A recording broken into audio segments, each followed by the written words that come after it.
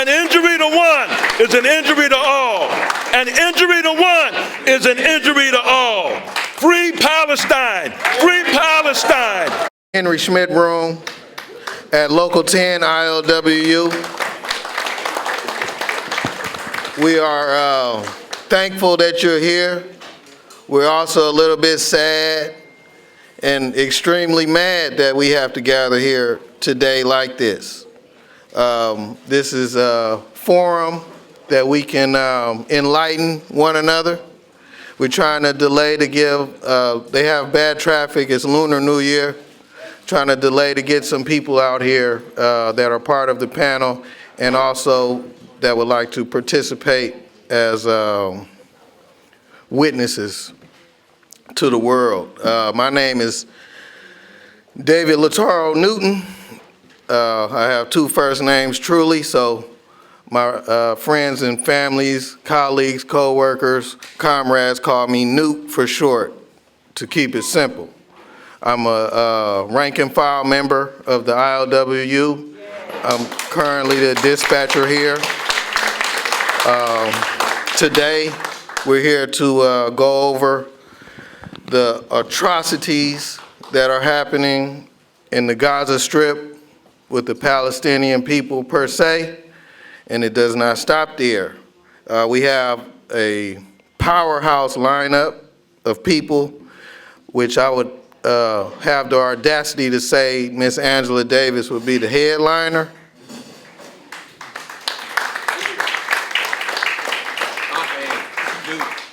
Honorary Local 10 member Angela Davis. Honorary Local 10, thank you for correcting me, Mr. President.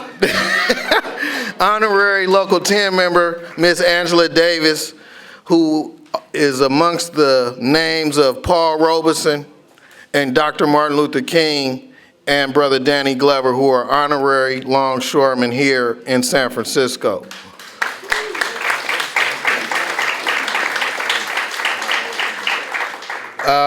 I'll keep it short because we have a lot of people with a lot of great things to say.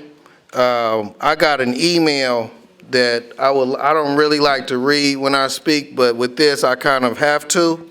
I got an email from our brothers and sisters in South Africa, and I felt that they summed this gathering up the best, better than I was writing something. And they wrote that. I said, man, I have to give them all the honor and credit with this thing. So we got an email a couple of days ago from our brothers and sisters from South Africa. It's the General Secretary of the Revolutionary Transport Union of South Africa.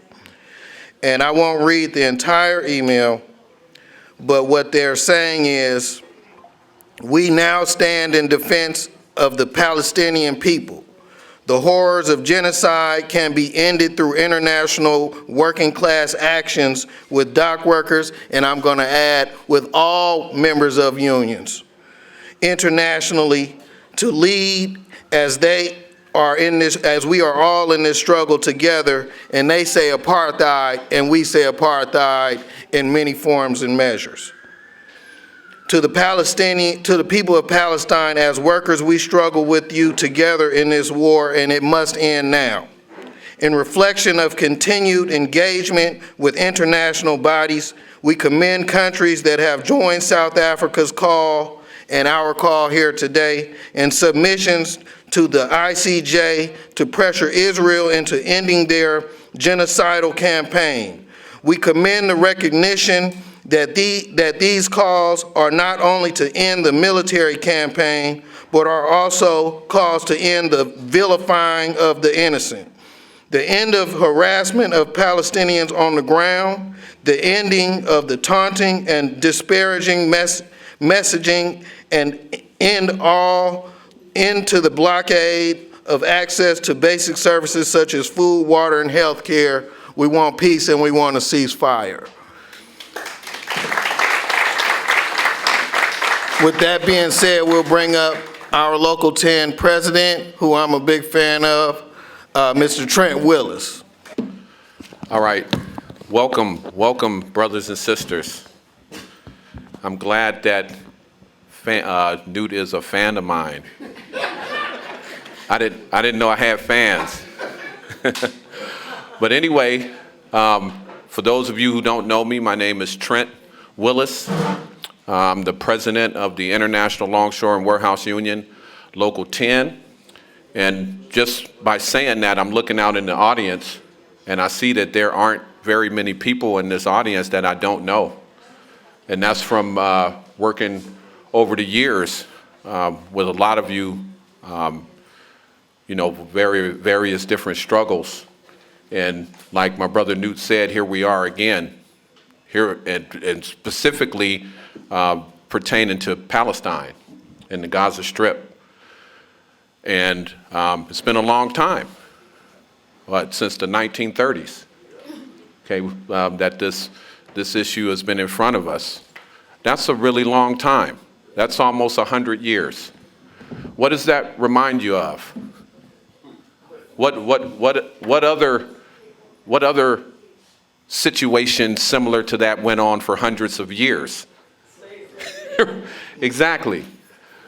And when you look at supremacy around the world, right? You're looking at a battle for control of the world's resources. And there are people in this world that don't believe that people with dark skin deserve resources. They don't think people with dark skin deserve to live. The darker the skin, the worse it gets. And it all ends up being and adding up to exploitation. It has a lot to do with labor. It has a lot to do with who does the work and who benefits from the work.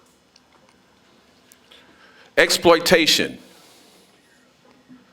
When you look at what's happening in Palestine right now, you're looking at the same playbook. The same plays are called constantly.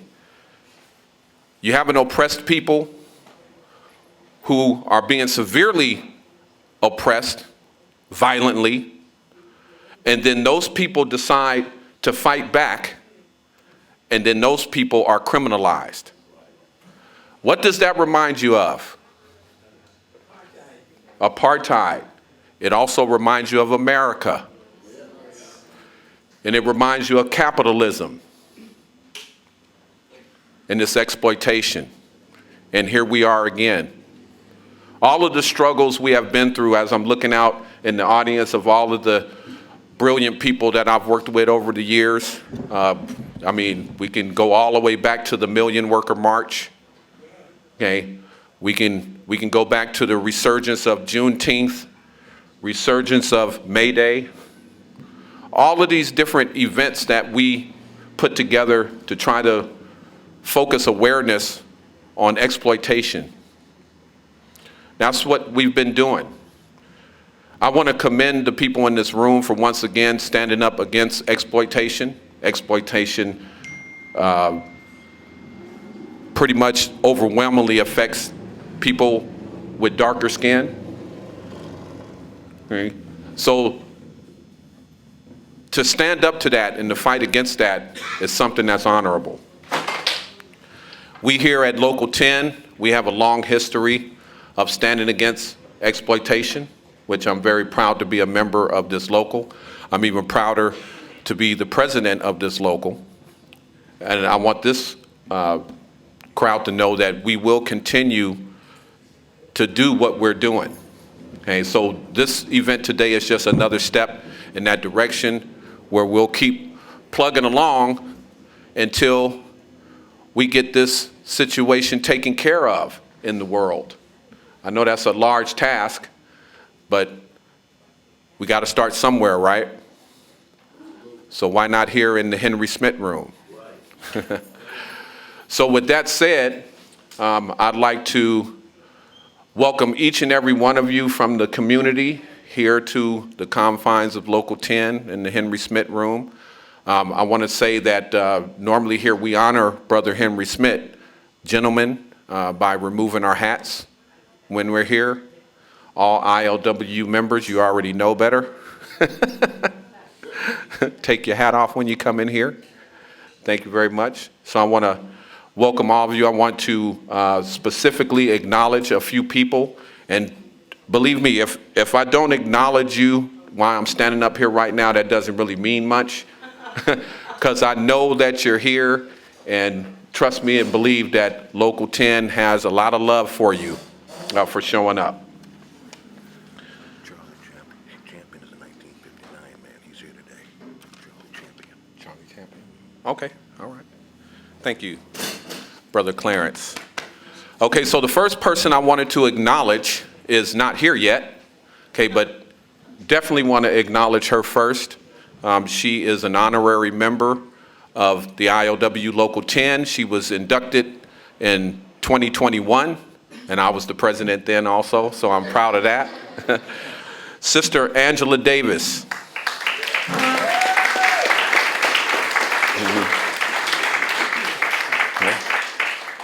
I also want to acknowledge a brother that is in the African American Longshore Coalition who pretty much recruited me or helped recruit me to that organization, and I'm still a proud member of that organization. Also a brother who is the former Secretary Treasurer of the ILWU Local 10. And if I went down the entire list of the accomplishments of this brother, we would be here for a few hours. Okay, so I'm going to skip a lot of stuff, but my brother is located in the back there, and he wrote a book. Okay, and it's a book about the first black president of Local 10. His name was Brother Cleophas Williams. Okay, so we have those books back there for sale for anybody who wants to brush up on the history of Local 10 and some of our great African American members.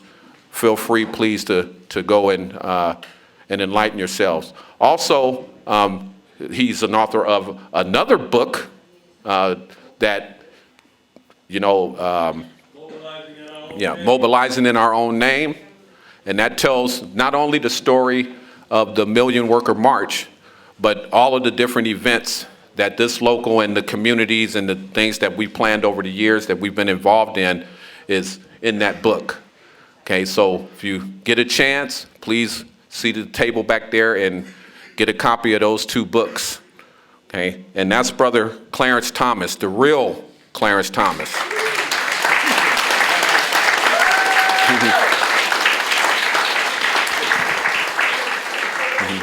And speaking of that book, the one about Brother Cleophas Williams, on the 27th of this month, which is Tuesday coming up, we're going to be sponsoring, the African American Longshore Coalition is going to be sponsoring a financial literacy seminar. Okay, and we're going to be doing that in honor of Brother Cleophas Williams, because when he was here, he understood how important it was for in particular, African Americans to be financially literate, especially living in a country that doesn't always have their back. Okay, so we're going to be doing that on the 27th, and hopefully all of you are welcome along with our members. Okay, I want to acknowledge a sister who has stood by the last brother that I introduced. Has been a good friend of mine for many years, and has been involved in pretty much everything that we've done. And I want to acknowledge Brother Thomas's wife, Dolores Thomas.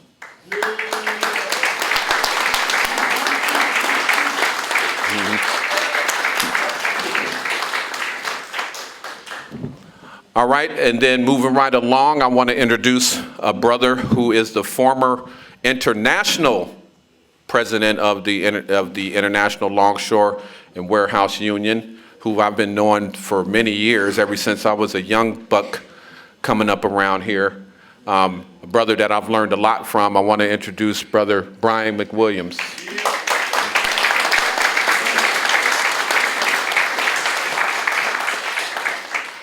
All right, and then you heard me mention before, I am a proud member of the African American Longshore Coalition.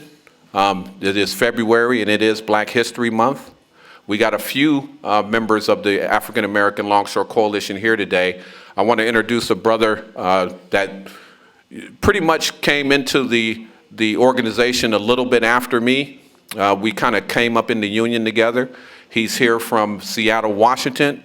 Brother Gabriel Prowl from Local 52, ILWU.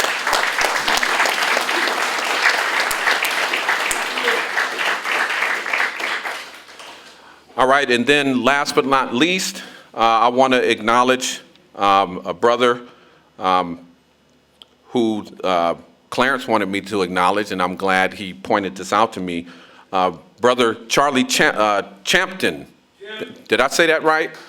Brother Champton.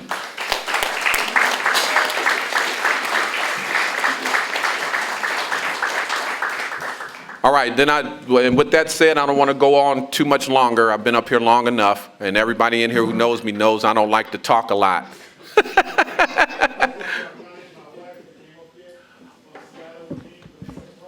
Vanessa Prowl, oh yeah.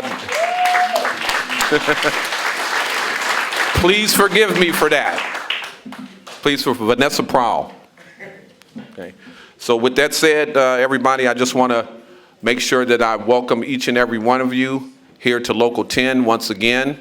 I look forward to hearing from all of the speakers.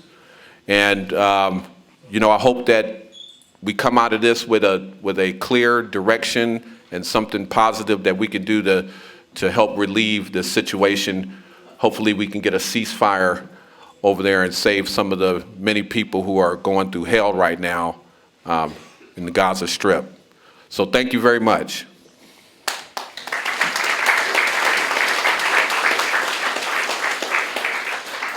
Thank you, Mr. President. So we'll kick it off right. We're going to bring up a representative of the nurses and healthcare workers, because without that, I don't know where we can go. Ms. Rosa Vuyuel, my Chilean sister. So I didn't know I was speaking until like a few minutes ago. So, Mari Ichita Rosita. I am Mapuche. I am a nurse here in San Francisco.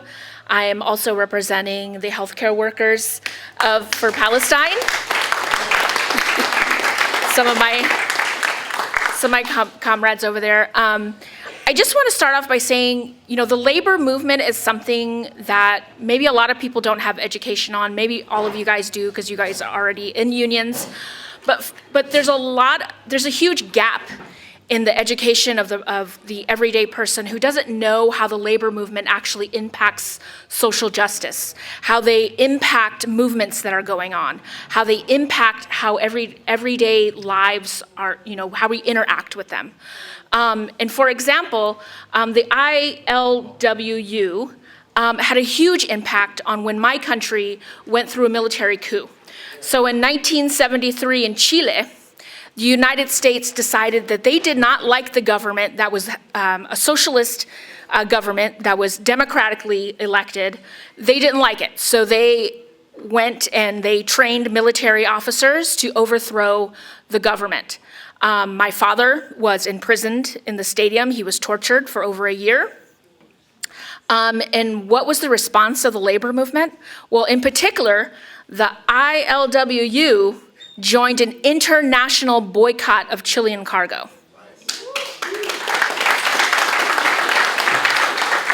And that right there is a huge statement, because nobody likes it when their money is affected.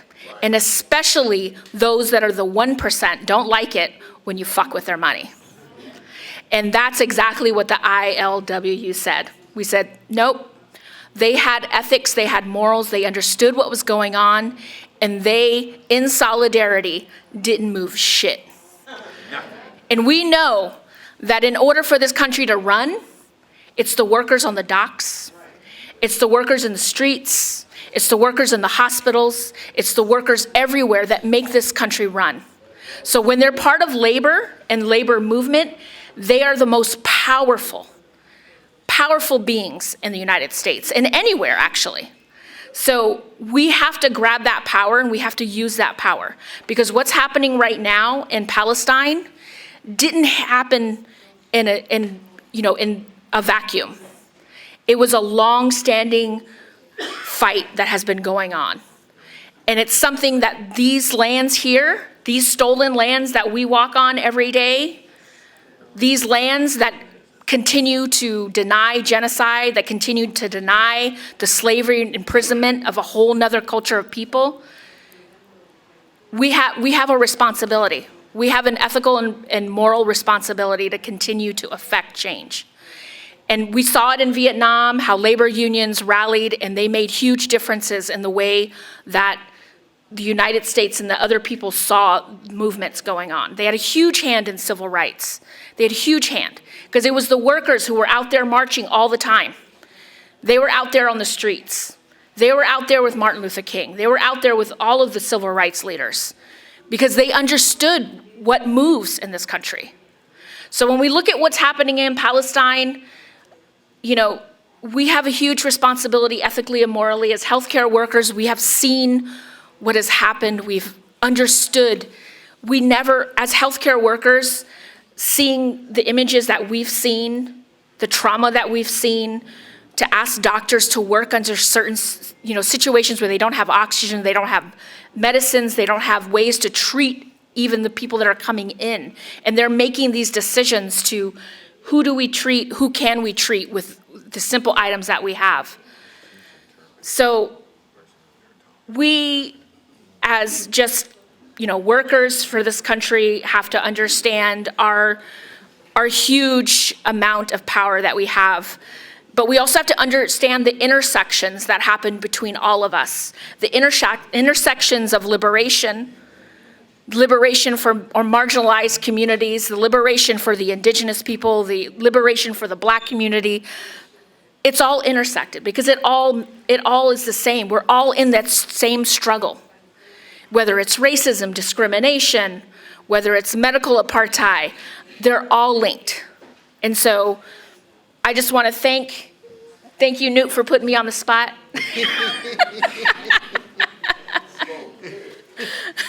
But we're still out there every single day. We're out there, there's events going on, there's things that are happening. Getting that education is probably one of the most important things. So I'm super, super proud to be here and to have this education here, because there's a lot of things that even I don't know. As a healthcare worker, as, you know, as just somebody here, there's a lot that I can learn. So pay attention to your organizing leaders, to your movement leaders, people who have been doing this work for years and years, because they understand how the movements run. So some of our OGs back there, sorry if I don't mean to disrespect, but our OGs in the movement, they've been through the struggle. They understand how it works. And we understand that the money doesn't change. The money has been in that 1% for a very, very long time. And so we have to upset it. As workers, we have to upset that. And how do we do that? We boycott. We sanction. We divest. We get smart about it. Because that's what hurts them, their pocketbook. Because we can be out there, we can starve ourselves, they don't care. They don't care if we die. That's right. We can lose our jobs, they don't care. They'll just find somebody else to replace us. But it's when we unite and we stand in solidarity with each other. Regardless of what union we're in, we stand together with each other in solidarity. Because if they take on one, they take on all of us, right? Exactly.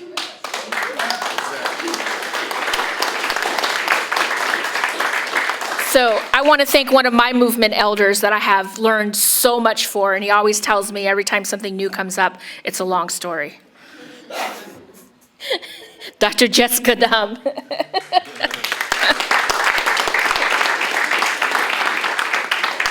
He has been so inspirational to so many of us in the healthcare workers. I mean, he has led us from so much, and so much of his information that he has given is so vital, because there's so much that we are still learning about the struggle in Palestine.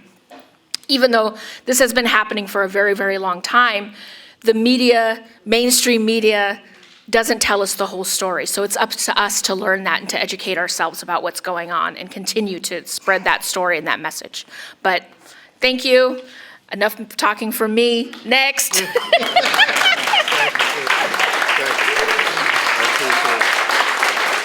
Free Palestine. Free Palestine. Yeah, I apologize, Sister Rosa, but we needed that in here. This is a kaleidoscope of people like the rainbow. It makes the world, and that's where we are. We forget that sometimes. We have a lot of different unions in here, a lot of powerful people, a lot of well-spoken people. Unfortunately, everybody can't come up, but we have some great ones in here. And I have a real estate union sister in here, Sister Simone. So everyone is in here today. Next, we have a dynamic freedom fighter, if you will. He's nonstop. I coined phrase myself, Newt don't stop. This brother is truly nonstop. They're none other Steve Zeltzer. Thank you, brothers and sisters. And I want to thank again the ILWU, which has always played a leadership role in the working class, of principles. Do not cross picket lines. Of principles. The struggle here is connected to the struggle in Chile and in all around the world. This union has led the way, and that's why during the 40s and 50s there was a witch hunt against this union to destroy it, because Harry Bridges had the idea that black workers should be in this union. That was a radical idea, because this used to be all white, the Longshore Union. And Harry Bridges and the communists and socialists in this union said, no, we're going to unite with the black community, and we're going to make sure that when we have a strike, at the end of that strike, if the black community, and they did support us, they will become members of this union. And that's what they did.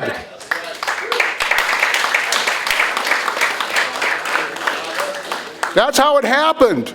And that's why the strike was successful.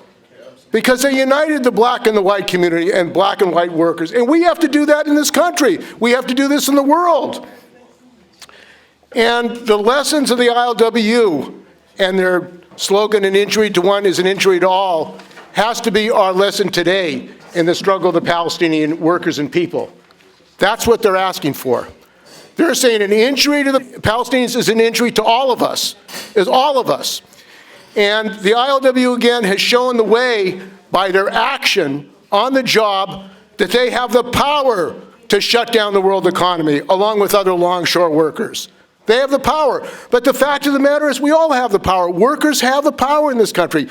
But there's some people who don't want that, including the AFL-CIO leadership. They don't want workers to have power in this country because they want to make deals with the Democrats and the capitalist politicians and tell us that's where we should spend our money, getting Biden elected. He'll save us. Well, he won't save us. Nobody is going to save the working people in this country except working people themselves.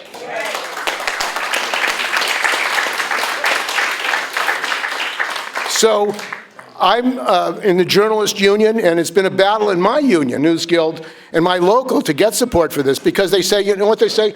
Journalists shouldn't take sides. They should be objective. They should be objective. Well, there is a position that when you have genocide, you have to take a side. That's right.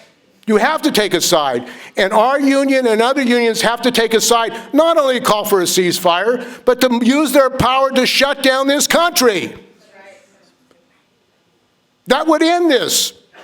You want to end the massacre, the murder, the genocide? Workers have to act in this country. And then the capitalists will say, oh, it's terrible. It's out of control. Workers taking action. But this is what we have to build towards. So I think this is an important meeting. There's going to be an education conference tomorrow, and we do need education because most workers don't know about the history of the Palestinians. They don't know about the establishment of Israel and the Nopgas, the murders that have gone on for decades and are continuing today. Their eyes are opening up. And there's a very positive development because in the first time, even in my lifetime, workers like the healthcare workers are uniting together. All healthcare workers, all unions, all hospitals, doctors, interns, they're all coming together and they say, we have power and we're going to organize and use our power. And they're using Signal, they're using this technology to communicate, breaking the information blockade. That's what we have to do in this country, in this world. We have to break the information blockade and get the real stories out, the real struggles of the Palestinian people. And the other thing that I think is necessary is we need a workers' party in this country. Because the fact of the matter is, how can we have a choice in this country between Biden and Trump? What kind of choice is that? Really, think about it. This is insanity. This is the choice the people have in this country? And the ILWU has led the way when there was an attempt to have a Labor Party, to have a Workers' Party. And I think we need to continue that, and we have to say working people need to stand on their own name. They have to organize independently. And we cannot rely on Nancy Pelosi, who is supporting the war, and these other war criminals. So I say solidarity, internationalism, let's back the struggle of the Palestinians, workers in unity together. Thank you, brothers and sisters. We appreciate you always, comrade. We appreciate you always. You said something in there about education, and I have to go back to, I didn't really introduce myself, and my big brother Clarence and Jack always beat me up because I don't. I did say my name, but I'm the nephew of the one of the co-founders of the Black Panther Party, which would be Dr. Huey P. Newton.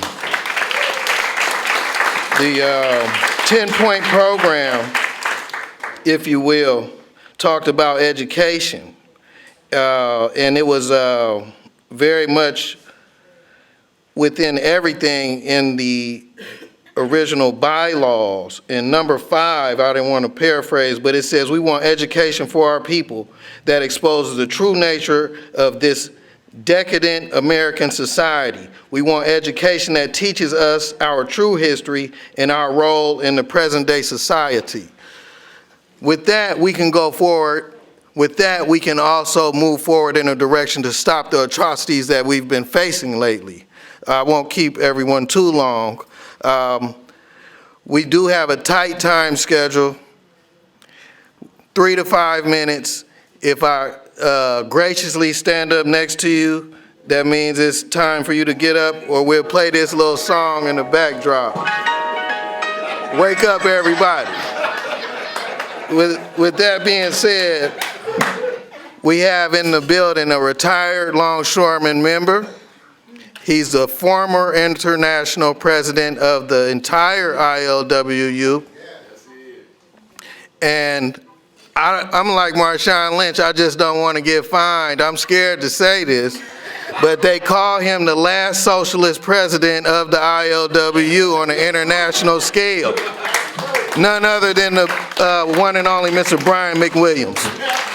Angela Davis, thank you for, I'm so glad I was able to be here while you were. I was afraid I was going to have to speak before you arrived. And you're such an appropriate and important voice for us. I want to thank you very much for being here. Anyway.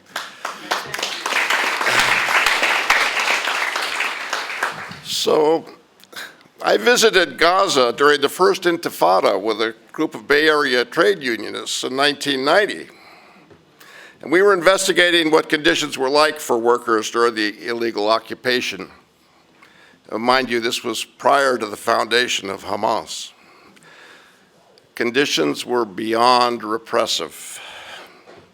Gaza was a virtual prison under arbitrary and inhumane martial law, a condition which persisted for decades. And while I condemn the terrible violence perpetrated upon Israelis on October 9th, it doesn't come as a surprise that such pent-up rage would be expressed in that way. Those same feelings were expressed in 1990, resulting in widespread human suffering, albeit on a much lesser scale than we're witnessing today, and protests seeking to restore basic human rights were met with live ammo, rubber bullets, and crowd control devices made in the US and labeled for experimental use only. We know what the $1 billion per year in US aid actually provides today. Just look at the news. A war on civilians. An arbitrary collective punishment against working people.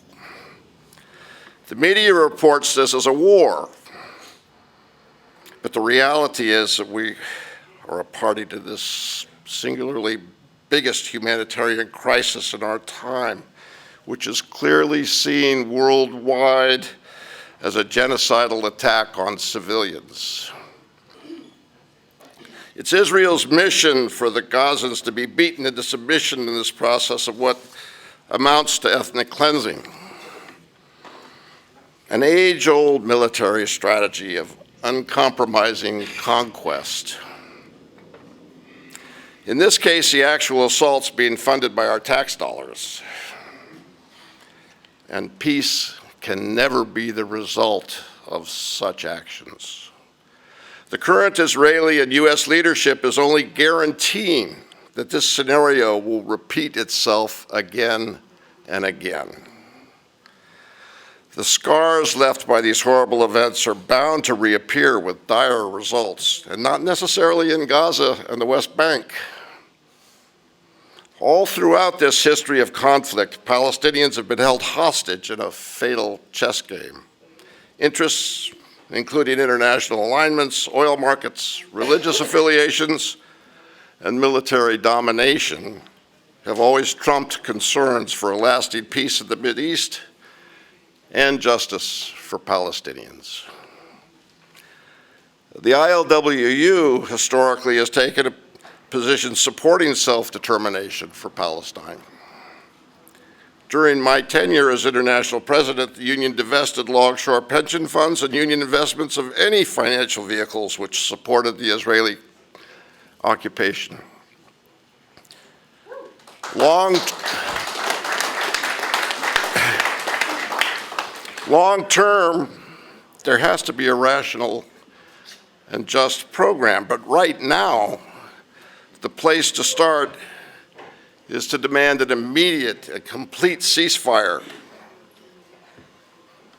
followed by an international effort to care for and heal the survivors of this atrocity. So the message needs to be to end apartheid, to end the genocide, and to stop ethnic cleansing. Thank you.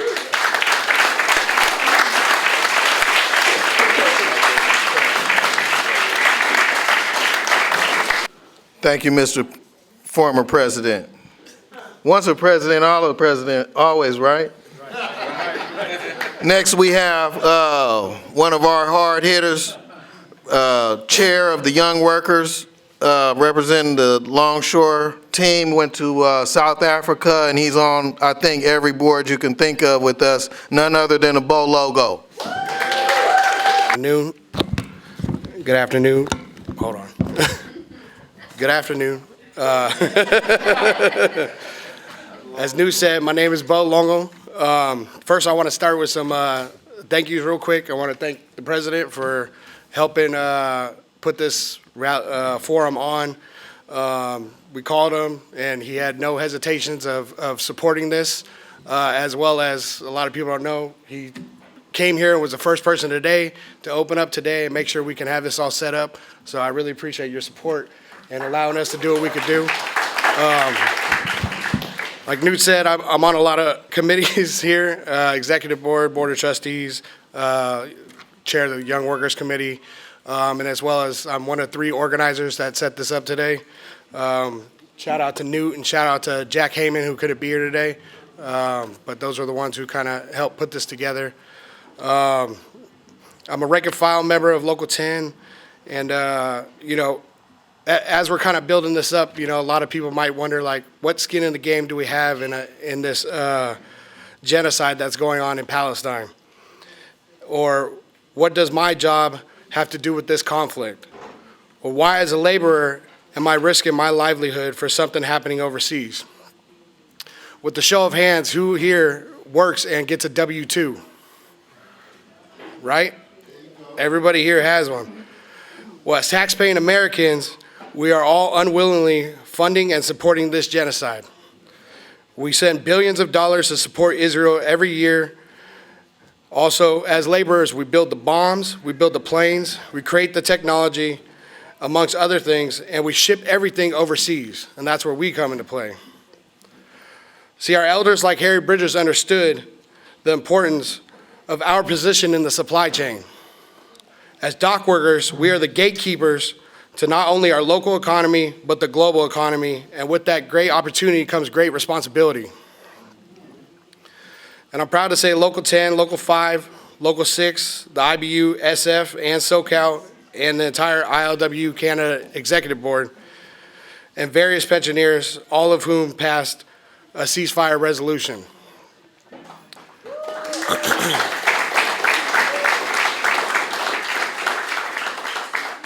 This stands with our longtime solidarity with Palestine, and I hope to hear from more locals speaking up and ultimately have international support from other entities like the UAW, or like other entities like the UAW and the United Electrical Workers. But that's only the beginning. The next step in this journey is educating the membership and building community solidarity and ultimately having direct actions that force change. Taking a look at the past, in 1984, Local 10 struck a ship carrying South African cargo right here in San Francisco on Pier 80. The longshoremen started that action, but it was the community that kept that action going for 11 days. And it's important why that community solidarity and the labor solidarity comes together. Our union, the ILWU, used to be considered the most radical union. From rumored sunken Nazi ships to not shipping cargo, to not shipping scrap metal to Japan during World War II to build weapons that were killing our own soldiers over there, refusing to load weaponry heading to Central America, to boycotting for Chile, the refusal to unload ships loaded by scab labor during the Liverpool dockworker strike, having a coast shutdown opposing the Afghanistan war. One that Trent recently led was shutting down the port of Oakland in 2020 for police brutality.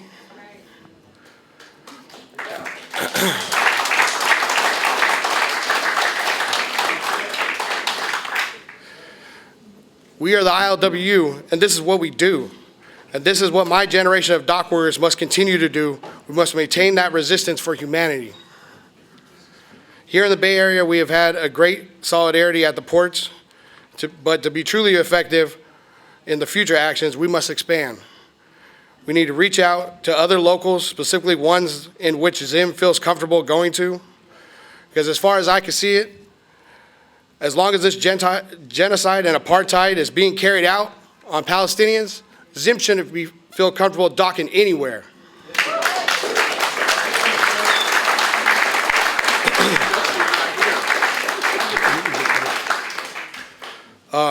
I have a quote from our union sibling, Angela Davis, that says, "I am no longer accepting the things I cannot change, and I'm changing the things I cannot accept." These words fit this crisis perfectly, and none of us should accept this situation. I am confident that with our solidarity and our direct actions, in my lifetime, we can see a free Palestine. Free Palestine, solidarity. Free Palestine, thank you, Bo Logo. All power to the people. Next up, we have none other than the Mandel Herzallah, who is stomped down freedom fighter, everything I know about him, and he's also part of a lawsuit against the war criminals named Joe Biden, Blinken, and Austin within Oakland. Please bring him up. Thank you. Thank you, brother. Thank you, brothers and sisters. It's so inspiring to be in the hall of the ILWU again. Local 10. We're so proud of you. We're honored to be, in allies with you in all your fight against injustice. My name is Mandel Herzallah. I'm representing U.S. Palestinian Community Network, and I'm also a proud member of the Educators of San Francisco Union. And I am very proud also and honored to have family right now struggling against injustice in Gaza. It is really important when you look at those numbers that these numbers represent people. And part of the fact that we are, filing a case against the criminal against Biden, against Blinken and Austin for the fact that they have the power, they have the authority to stop this, and they're not doing their job. So I lost 7 members of my family. In 26th of October, we lost Majd, who left a wife and 2 daughters. In November 15, we lost Abdul Rahman, who's 20 years old, an engineering student, and it didn't stop there. All those 2 brothers have lost another brother this February 4th. He was 28 years old, and he left a wife and 2 daughters. 2 weeks ago, there's a mother, her name is Mandel Herzallah, who were killed in Khan Yunis because they were displaced from Gaza to Khan Yunis, and now they are in Rafah. She left 6 kids, one of whom, Sally, 12 years old, just died a week ago, was killed a week ago. So I'm communicating this for the fact that this genocide that we are witnessing as we speak, it is the most documented and the most denied. We read about genocide. We read in books and history and stuff like that. But to see things that is happening at this point, it's really devastating for us. But what is making us feel hopeful is the fact that it is a fight against injustice around the world. We are very proud to see millions of people in the streets in America and elsewhere around the world rally around justice. We're very proud and honored that the people of South Africa taken Israel to court. This tells you, that speaks values and who are our friends and who are our allies and who are our enemies. The enemies of peace, the enemies of humanity are the enemies of the Palestinians. Therefore, it is important that we continue this fight. And they may have, if you follow the struggle of the Palestinians, which Sister mentioned earlier, did not start last month or the month before. It is the fact that they are the enemies of peace, may win a military fight here or there.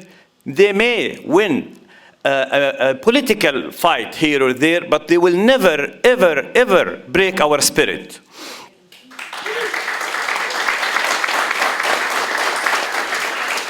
So taking the president or those criminals to court is only one aspect. As we are in the union organizing, we understand that they have violated the law, they did not do their job, but what's really making things happen is the people in the streets. ILWU, they have made an courageous militant actions against the regime of South Africa before. And they did not do the blocking the boat only on last year or 2014. We started 2009, and we did not started without challenge. There is challenge. Brothers and sisters who were with us that way, like Clarence and Trent, we know that the forces who wants to continue maintain the status quo, the Israeli consulate, or the people they don't want they want you to maintain the status quo, and we want to break the status quo. It's really important. There is 2 important phenomena that we have witnessed in the movement in the street. One, we have hundreds of thousands, if not millions, of young organizers. These are the ones who are the future leaders of our movement. That is really important. Palestinians, my organizations are led by young Palestinians, born and raised in the United States. They say they're putting their voices, like the students. They're saying, you know what? You lied to us. What do you mean? You lied to us. You told us that Christopher Columbus discovered America. That's not true. This only was populated by indigenous people, and that we are not going to accept that. So you tell me you equate the safety of the Jewish with the death of the Palestinians. We're not going to accept that. We're not going to accept that. We're going to go back to Palestine and establish our society, our state.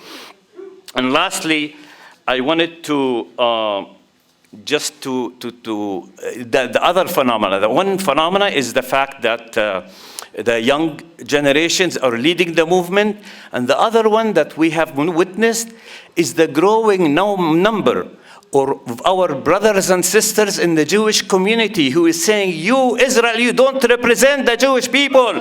You can no longer speak in our behalf. But for us as a labor movement, we need to stand up against these top-down decisions who are trying to intimidate our labor union. I want to be, very frank and open with this. We do not work for the Democratic Party. We work, rank and file members work for their interest, for their stuff. So it is not that we have to, they get a directions for the labor that not to adopt resolutions that have BDS, boycott, divestment, and sanctions. We need to work and continue to do that. Boycott works, and it will continue to work. Thank you so much for having us.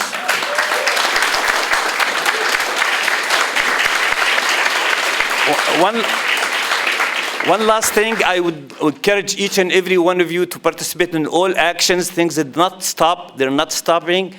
We're Muslims and Arabs are about to start the month of Ramadan, the month of sharing and caring. We want to see if you have, or if you have a friend that want to support families in Gaza. I don't have too many flyers, but please, I'm gonna pass it around. You can take a picture, and then there's a QR code. Feel free to do that. Thank you.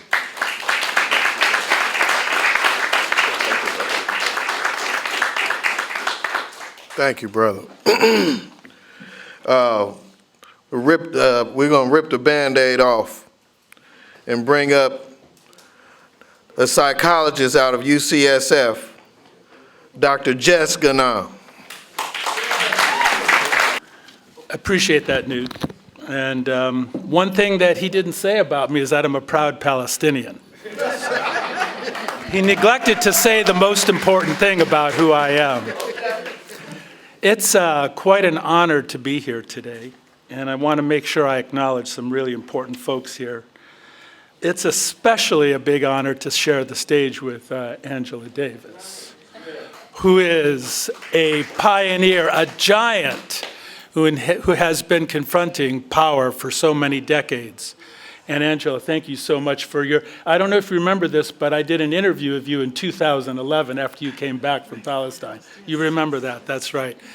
I encourage you all to listen to that interview, it's extraordinary.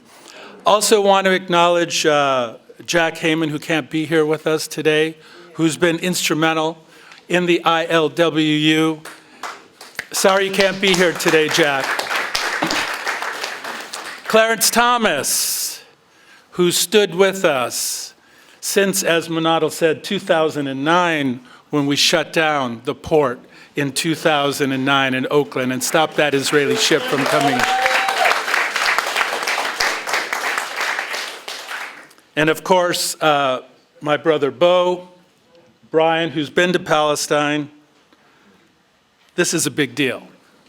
San Francisco is Bay Area Union proud and Bay Area Union strong, and we need to keep that in mind.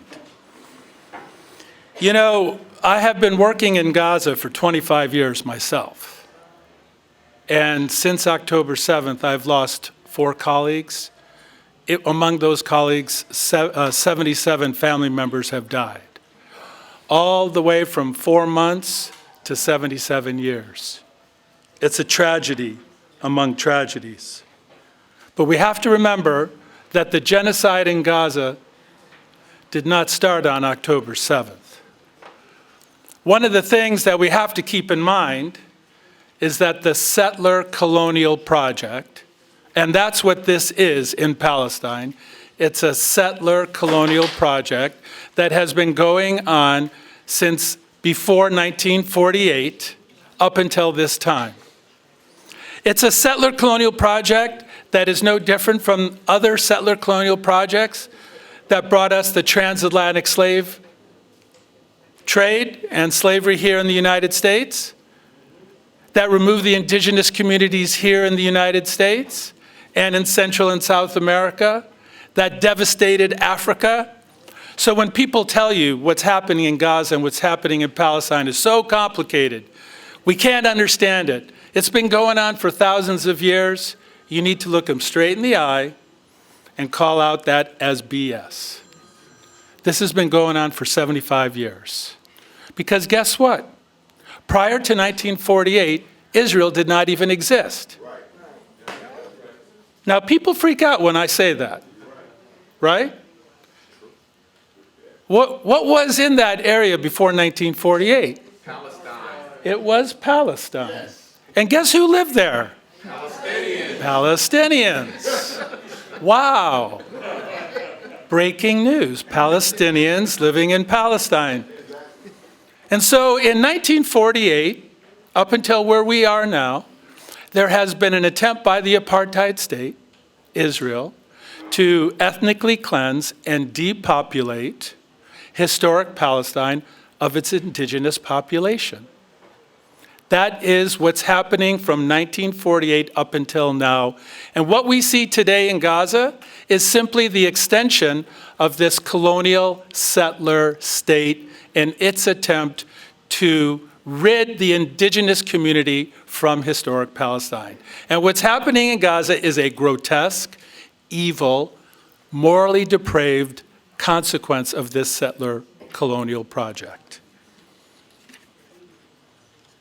But I'm here also to talk a little bit about what's happening in Gaza, and specifically what's happening in the healthcare sector. And before I do that, I want to acknowledge my brothers, my sisters, my siblings here, who are healthcare workers here in Palestine, my dear sister Rosita, especially.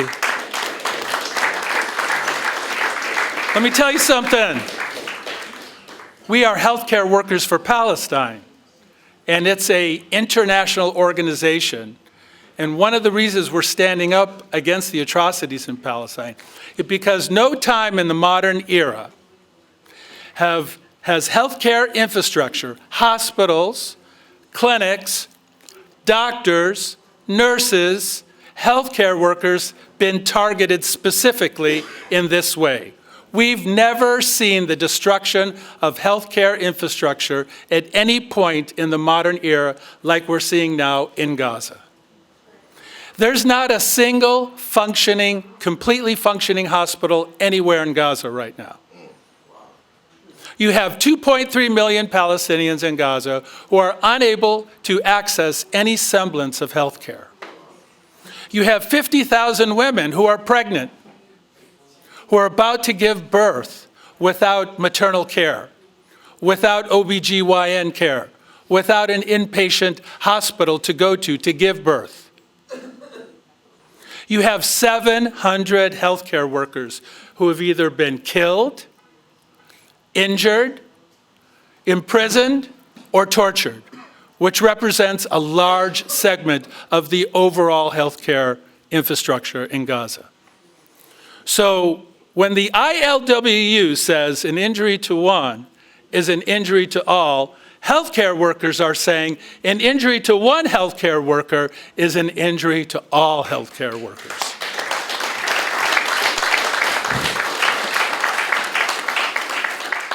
Listen, y'all, this is really important. You know, when a doctor and a patient go into a room together, that space is sacred.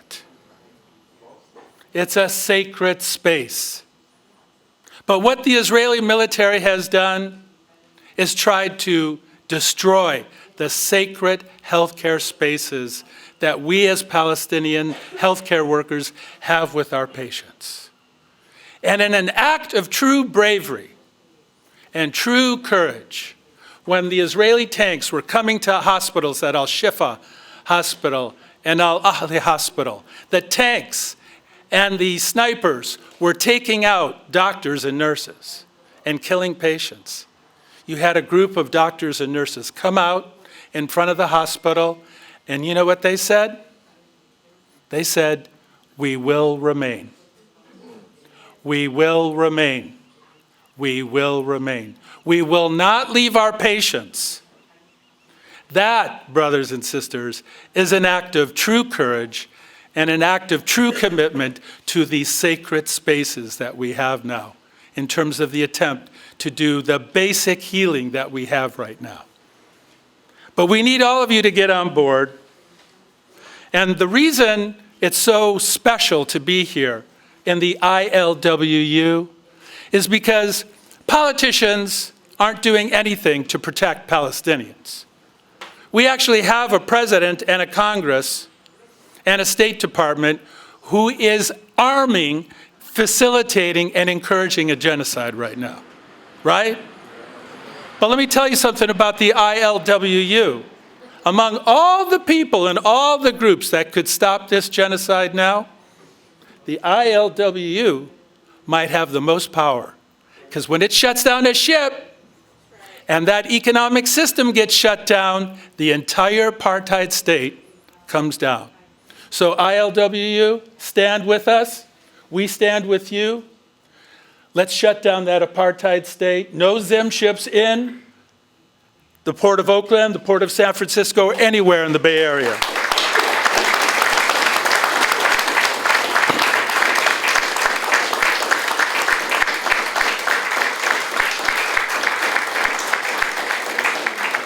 For those of you that are not in a union, join.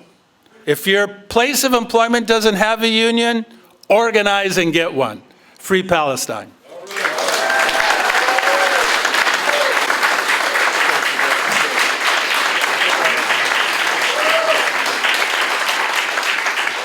Thank you, Dr. Jess. To quote Big Brother Jack, who has a document on the far left table that starts "Dock workers block military cargo," he quotes, 2.2 million people in the Gaza Strip have been evacuated from our homes. You think about that, Oakland, I believe, has roughly 400,000 people. San Francisco has roughly 700,000 people.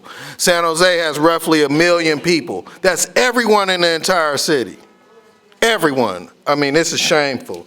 I know a group that was attacked by the United States government for feeding children, providing medical care, and they were labeled public enemy #1 in the same conversation as Adolf Hitler, Saddam Hussein, Osama bin Laden.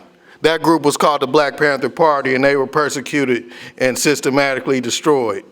From that, I have to go to my brother who is here. Dr. Xavier Buck is the executive director of the Dr. Huey P. Newton Foundation.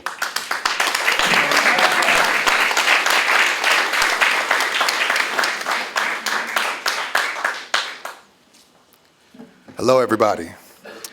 As Newt said, I am the executive director of the Dr. Huey P. Newton Foundation, and just last month we founded the Black Panther Party Museum, right in downtown Oakland.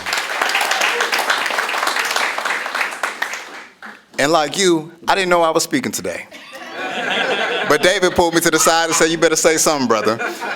So here I am. I was supposed to leave 20 minutes ago. My wife gonna kill me, but we're gonna go ahead and move forward. Thanks, David. Hey, Angela. Now, when people talked about what was happening in Palestine, I heard what you heard, Dr. Jess, that it was a complicated issue. And what I would say back to them is, what is so complicated about a people who were forced off their land, who were stripped of their citizenship, who faced political violence, who were killed, murdered, maimed? That sounds a lot like the experience of black people in the United States. Now, earlier I heard a reference to the transatlantic slave trade, but I'd like to tell a little bit of story about my own family history. Now, it's hard for black people to find out where they're from.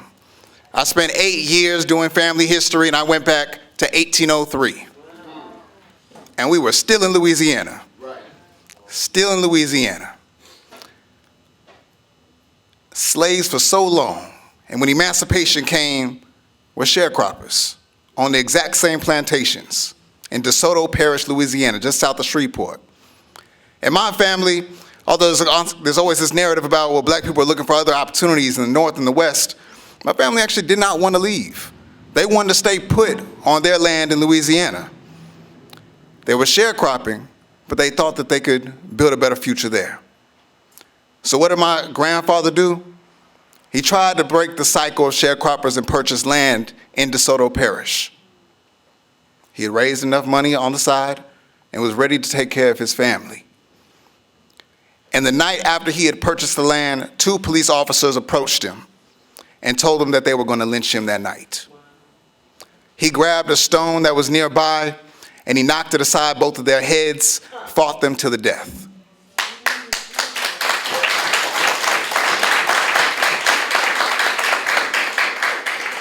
That could have been the head of my bloodline, but instead he escaped on a train to Los Angeles and told the rest of my family to meet him where he was. Now that is a form of being forced off your land. And most people on the surface will say, well, the 1%, the elite white class, they just wanted to keep exploiting his labor. But what was really happening in North Louisiana is that there was a land grab over oil at that time. A land grab over oil, a story we keep hearing. It's not just the exploitation of labor, but it's also exploitation of resources. From Louisiana to Oakland to Palestine, there's a desire to take over these resources and concentrate them with a few people. Now my family left to California, and that was the final frontier. The final frontier, they had reached the water. Just like many people have moved from the northern part of Gaza to the southern part of Gaza, and are at the border of Egypt. And we decided that there was nowhere else to go. And so we had to become political. We had to start organizing. We had to engage with revolutionary politics. Now the number one place where black people who moved to California came from was Louisiana. That's where Huey P. Newton was from. Bobby Seale was from East Texas nearby, out of Houston. And when they founded the Black Panther Party, they worked with a lot of black people who had similar experiences to my family, who had reached the final frontier and who had no other place to go, but had to build where they were. And so when the Black Panther Party was founded, yes, they engaged in black power politics. They were interested in stopping police brutality. They were interested in controlling the institutions in their community. But they were also revolutionaries because they identified with oppressed people all around the world. The issue was not just race. It was not just segregation. It was not just Jim Crow in the South. It was about capitalism and the way it continued to exploit our people generation after generation. It exploited us when we were taking on those ships in West Africa. It exploited us as slaves on those same plantations in Louisiana. It exploited us as sharecroppers in all the land they forced us off to move to California. It was constant exploitation. At the final frontier, we said, no more to capitalism. No more to the way that exploits us. No more to the economic system that slavery built in the United States.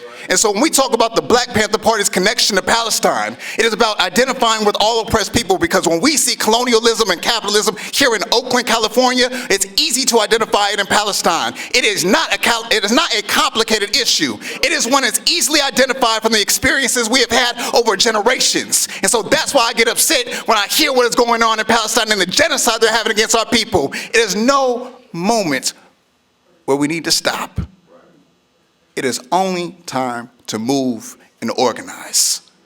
So thank you, David, for having me here today to say these few words I had. I didn't even know I had all this today.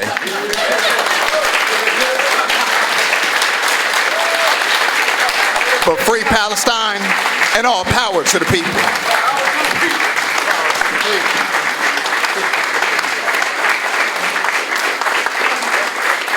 All power to the people. Say no more. All right, brothers and sisters, siblings, I'm back. So I just got Newt's permission, even though Newt, a lot of times Newt, he said, calls me his big brother, which, thank you, Newt. And as his big brother, you know, I took some privileges here that wasn't my privilege at first, but I took this privilege, and I wanted to tell Newt that I appreciate very much him allowing me to do this next introduction. So I want to introduce this next brother, and I talked about him a little earlier, but I wanted to talk about him in the context of me being here, okay? Because if you were listening closely, if you were listening closely to the last speaker, and when Newt spoke, they spoke about their ancestry and their connections to the Black Panther Party, okay? And I have connections to the Black Panther Party also. My parents actually knew his uncle personally, and it's just ironic to me to see the children of these iconic revolutionary people still here fighting this fight, and I'm very proud of that. So I wanted to say that for my brother Newt here.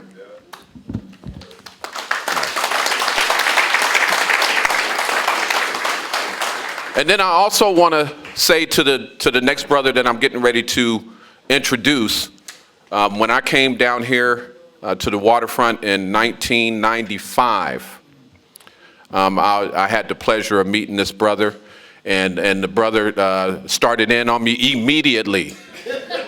Okay, he started showing me the ropes as far as how we move around here, and he also started showing me the ropes of how to navigate through the labor community and through the activist community, and I learned a lot from this brother.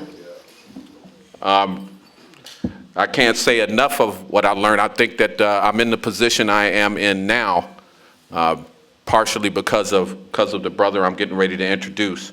He's the former Secretary Treasurer of Local 10.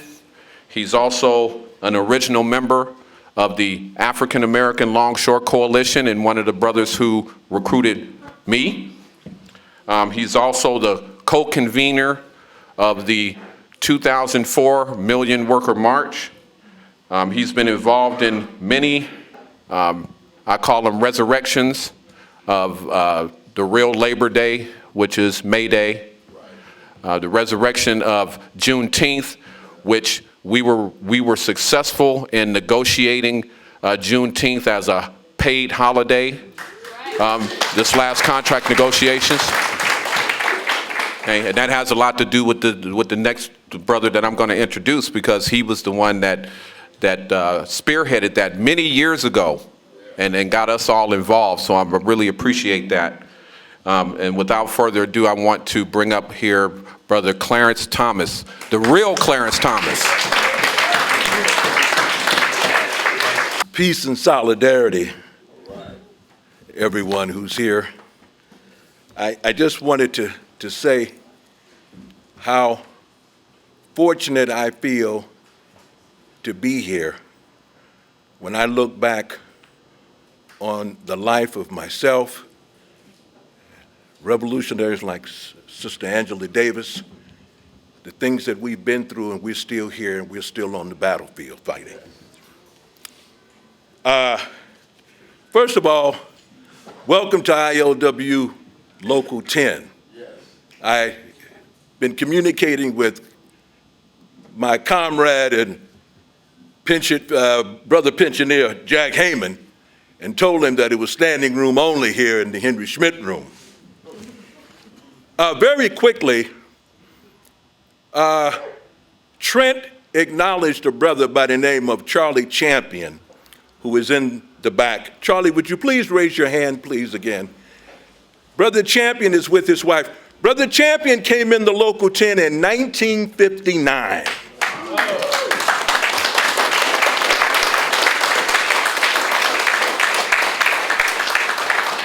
When I signed his book, Cleophas Williams' book, who he knew intimately, I signed it by saying that we stand on your shoulders. It's men like him who laid the foundation for us to be here today. Brother Trent Willis, his father was a longshore worker, attended McClymonds High School. You see what happens when you're raised in the most radical democratic trade union in the country. Your children follow you. I'm a third-generation longshore worker. My grandfather came to the waterfront in 1942, the same year that Cleophas Williams came, who was the first African-American to be elected as a president of an ILWU Local. And the year was 1967, the same year that the Reverend Dr. Martin Luther King spoke here in this room and also in our hall and was made an honorary member. I graduated from Oakland Technical High School in 1965. And I know two other people in the Bay Area who graduated from Oakland Tech. Huey was at Oakland Tech many years before me. But Leo Robinson, who was black and red, who wrote the resolution calling for the boycott of South African cargo. He went to Oakland Technical High School. So did Ron V. Dellums, who was the most radical member of Congress and later on served as the mayor of Oakland. The fact that we were all at Oakland Tech, graduate of Oakland Tech, is neither here nor there.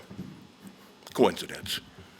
But one thing that is not a coincidence, all of our fathers were members of ILWU Local 10. The most radical, democratic rank and file union in the United States. I'm here today because I wanted to speak directly to our young people who are in the room. And if they're not in the room, due to the wonderful efforts of the Labor Video Project, Steve Zeltzer, they're going to be able to hear me even though they're not here today. The ILWU was established by radicals, leftists, Marxist-Leninists like Harry Bridges, men who understood the relationship between race and class. That is the reason why I'm here. Because in 1934, there was a deal that was made between what was in the ILA on the West Coast. Harry Bridges was the leader of the rank and file leadership of the 1934 strike. And black people were crossing the picket line as very well as we could understand because of the fact that the labor movement was rapid with white supremacy. Even though there weren't very many black people living in the Bay Area, great resistance to black people working in the union. As a matter of fact, most of the people that worked on the waterfront here in San Francisco got here from being strike breakers or scabs. The employer kept a few of them on. But Bridges in his wisdom understood that the strike couldn't be won without the support of the black community. And he went to the black churches with the assistance of people like C.L. Dellums, Ronald Dellums' uncle, to make it possible for him to go to the black community, to appeal to the community that if in fact they would not cross the picket line, that he would make sure that black people would be able to work on this waterfront up and down the coast. They made good on that promise. Did not happen overnight, but they made good, and that's why I'm here. That's why Trent is here. And that is the reason why we're here today talking about what we're going to talk about. The ILWU Local 10 has a long and glorious history of opposing imperialist wars.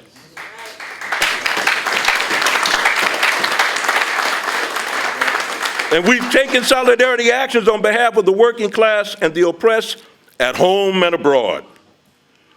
And this is not something that is mythical, it's written in stone.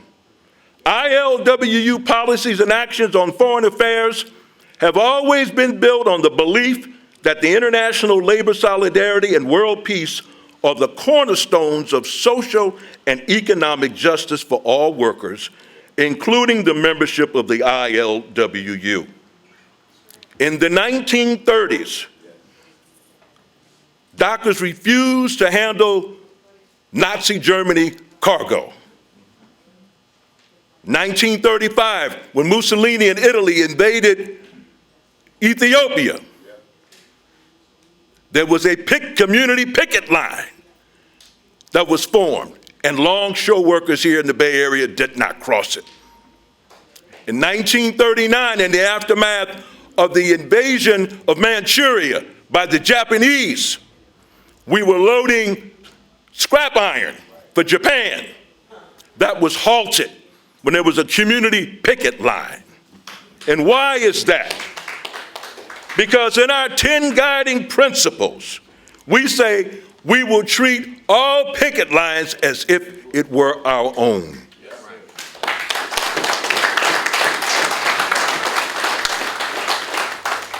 Solidarity is not an empty slogan.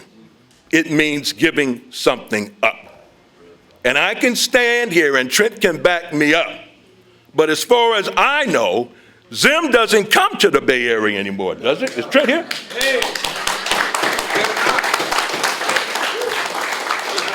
Longshore workers make their living loading and unloading vessels. That's how we make our living. And for those of you in the room who marvel at the actions that we've taken regarding Block the Boat, we paid for solidarity for the Palestinian sisters and brothers.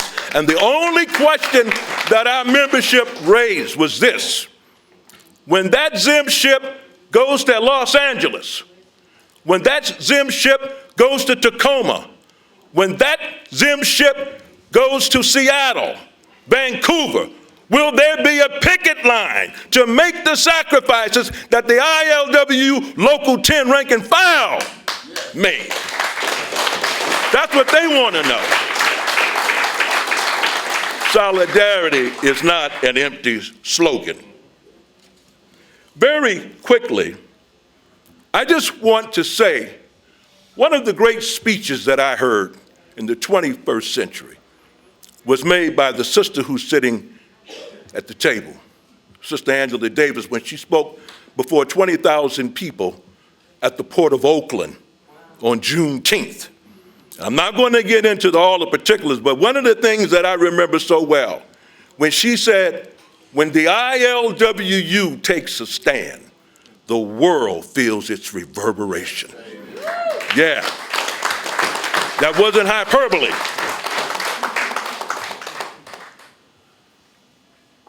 We opposed the war in Vietnam.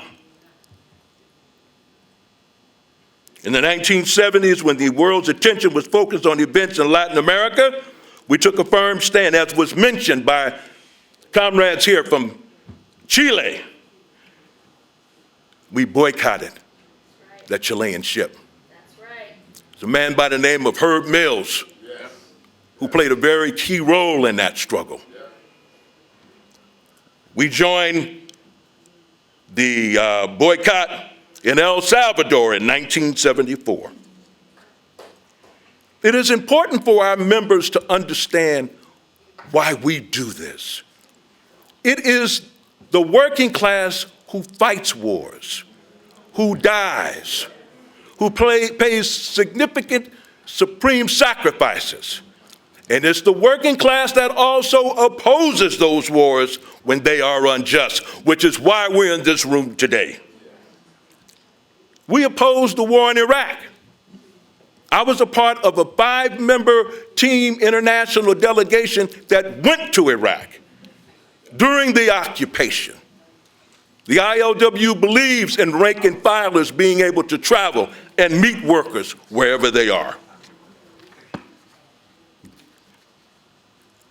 When the Israeli commandos attacked a group of humanitarian workers on a flotilla on its way to Gaza and killed them on international waters, there was a historic moment that took place here at the Port of Oakland, because it was the first time in history that there was any kind of a boycott of an Israeli vessel The largest Israeli shipping company is the Zim Line.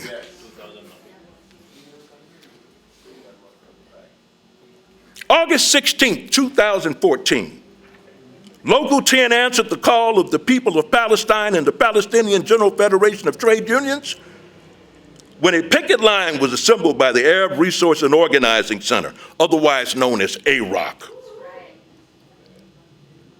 The history goes on. I'm going to wrap it up because I know Sister Angela got to talk. But let me just wind it up by saying this.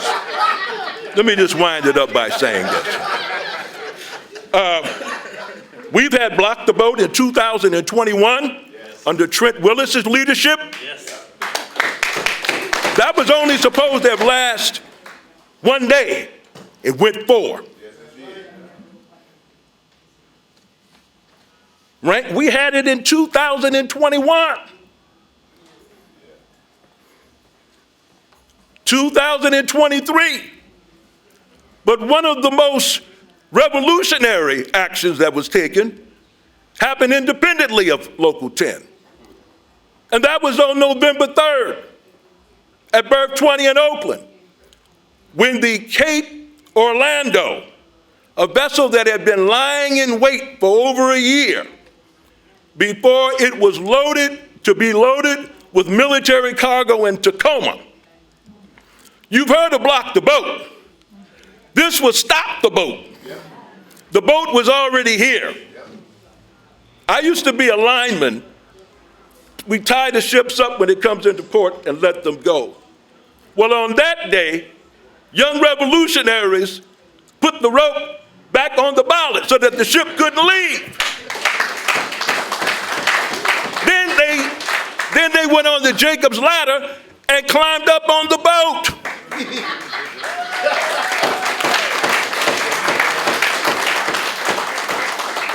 I didn't have anything to do with that. I spoke that day.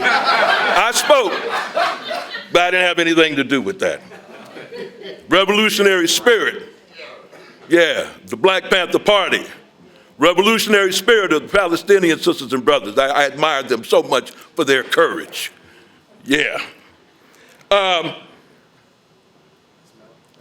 Everybody in the ILWU is not like Local 10, in case you may not know that. We even got some Trumpsters in our union. I don't know how many, but we got them.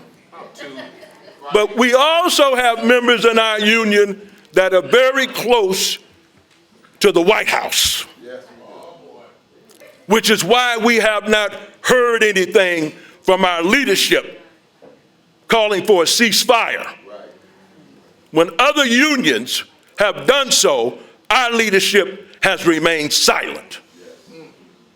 And I would call to your attention, if you want to find out why in more detail, read Jack Hayman's Dock Workers Block Military Cargo Against Genocidal War on Palestinians in Gaza. You can pull that up.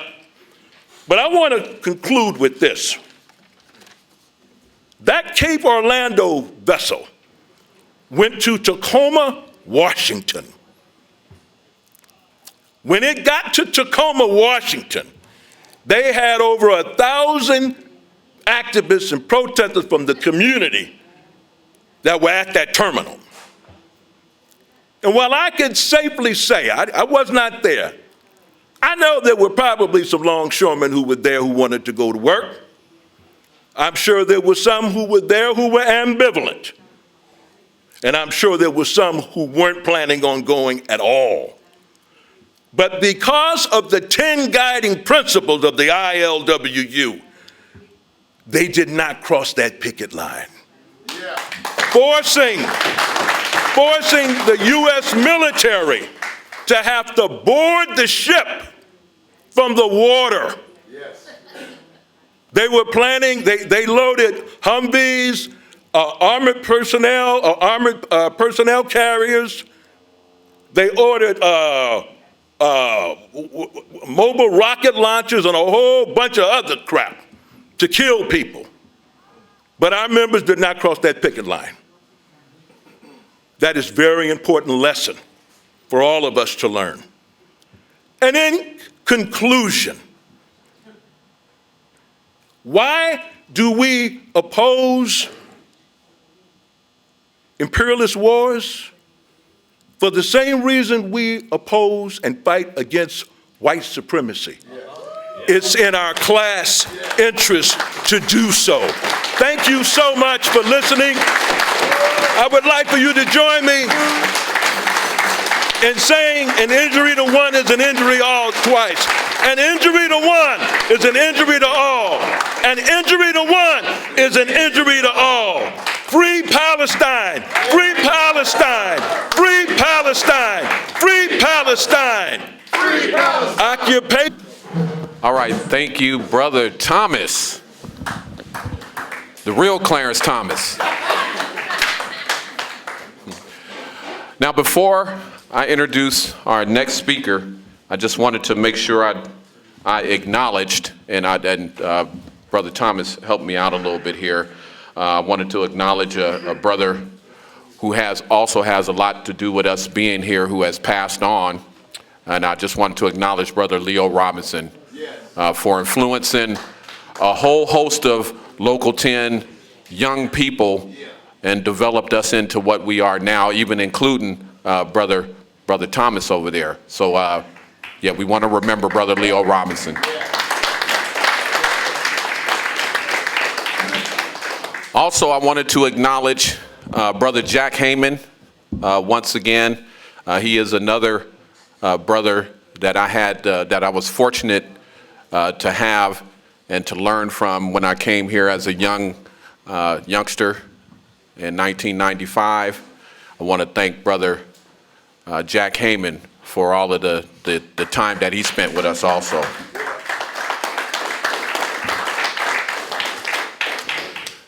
Okay, our next speaker, who I'm going to introduce, is going to pull everything together here. Okay. And I don't know what she's going to say. Okay. But I've heard her speak on multiple occasions. I had the honor here, and it's an honor that I will always be proud of, that I'm proud of today standing in front of you. I had the honor of swearing this sister in our local as an honorary member in 2021. Okay. Also, to make the connections, I mentioned Brother Thomas and the book that he wrote about Brother Cleophas Williams in the back there. In 1971, the sister that I'm getting ready to introduce, and please correct me if I got this year wrong. I'm pretty sure I got it right though. 1971, this sister was a political prisoner, which most of you know. Brother Cleophas Williams was the first black president of Local 10, and he spearheaded the first labor campaign to free Sister Angela Davis here in Local 10.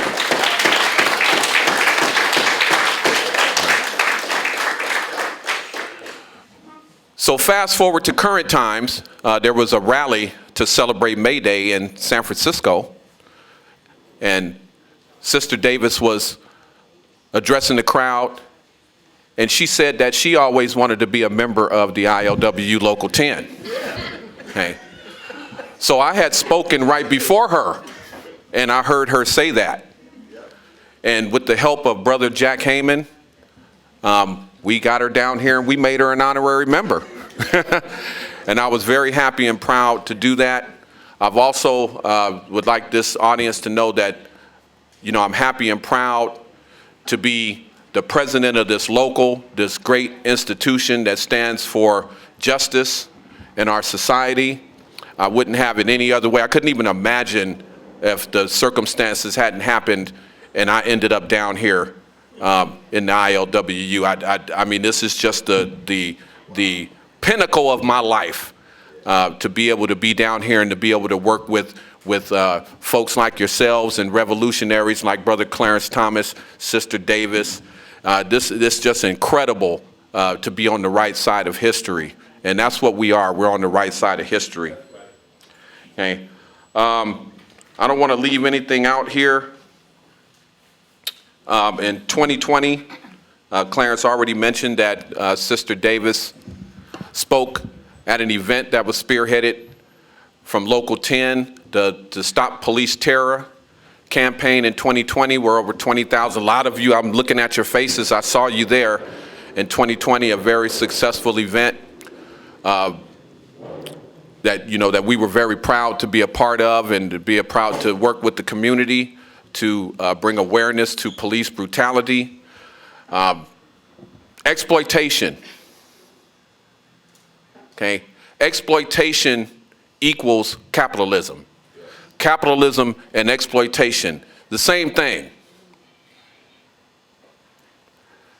Capitalism means that me, as an exploiter, I have to capitalize on you to hog up all of the resources. And that's basically what every speaker that came up here spoke about. When you talk about racism, racism is a part of exploitation and it's a part of capitalism. Earlier when I spoke, I talked about the criminalizing of the victims. And you heard speakers come up here representing the Black Panther Party. Another example of an oppressed people who decided to fight back, who was criminalized. Same thing you see that's happening in Palestine right now. This next speaker, I know beyond a shadow of a doubt, understands the dynamics that come with a capitalist system and exploitation. She's been dealing with it her entire life and has dedicated her life, even risked her life, to bring awareness to this worldly problem. So without further ado, brothers and sisters, I want to introduce a person who is very dear to me and very dear to this local, and I want to thank her in advance for spending the time to come here and speak to us today. Sister Angela Davis.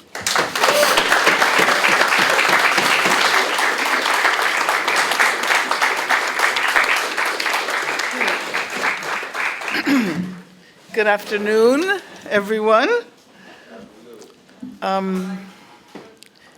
You know, I wanted to be here at the beginning. It was my intention to be here at the beginning of the forum, even though I was told that I didn't have to come until 1 o'clock. But it seems like everybody in the East Bay was coming to San Francisco today, so I was in traffic for an hour and a half.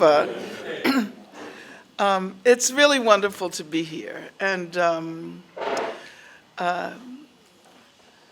it's true that I envied all of my comrades who were members of ILWU Local 10, you know, back in the 70s. And of course, the fact that Local 10 played such an important role in getting the entire union to support me when I was in jail during it was actually 1970 through 71 until 1972. And Clarence, thank you so much for the history lesson. You know, I was thinking, I'll let him take my time because I am learning so much. And also, the other day, two or 3 days ago, I was hanging out with Danny Glover, and we were both talking about how proud we were to be honorary members of ILWU Local 10. So I promised him I would tell him about the forum today because he also is a strong supporter of Palestine, a strong supporter of freedom and justice for Palestine. And actually, the struggle to free Palestine has been a theme of my life, of my political life, my personal life as well. I attended Brandeis University, which was founded in the same year as the State of Israel. And we heard that every single day. But I also had friends, Jewish friends, who were very concerned about what was happening in Palestine. And this was in, let's say, I went to college in 1961, 62. So I'll never forget, even though the official story was always about supporting the settler colonial project of the State of Israel, there were these subterranean conversations that happened at this Jewish university about the need to stand up for Palestine. And my roommate, my Jewish roommate, I'll never forget how much she talked about the fact that the removal of Palestinians from their land, the military assaults on them, that all of that was absolutely wrong. And at the same time, I learned how important it is to stand up against anti-Semitism. As a matter of fact, they're the same struggle. Growing up in Birmingham, Alabama, the first white people to offer solidarity to black people, this was in the most segregated city in the United States, Birmingham, Alabama, were Jewish people. And so we're often told that the situation is really complicated, as we heard, that to stand up for Palestinian justice is equivalent to anti-Semitism.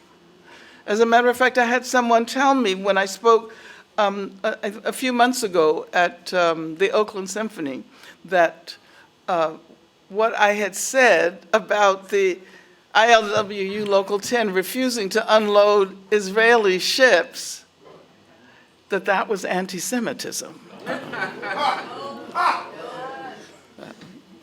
So, yeah.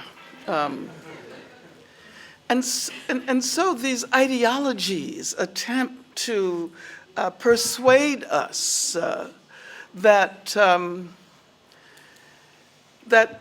certain things are in inevitable contradiction with each other, that one can't say free Palestine and also call for an end to anti-Semitism. And as has been pointed out already, the fact that progressive and radical Jewish organizations have been in the forefront of the struggle to end the war on Gaza, that is as it should be. That is the way it should be. Now, sometimes those of us who've been struggling for an end to racism, patriarchy, Zionism, and all of the other backward ideologies in the world, we feel somewhat overwhelmed and we imagine ourselves to be in the minority. Because, of course, our adversaries are the ones who have all of the power. They are in possession of the greatest apparatuses of repression. They have police forces. They have powerful militaries. As a matter of fact, the Israeli military is one of the strongest military organizations in the world. So much so that it has trained police departments throughout the world, including in the United States of America.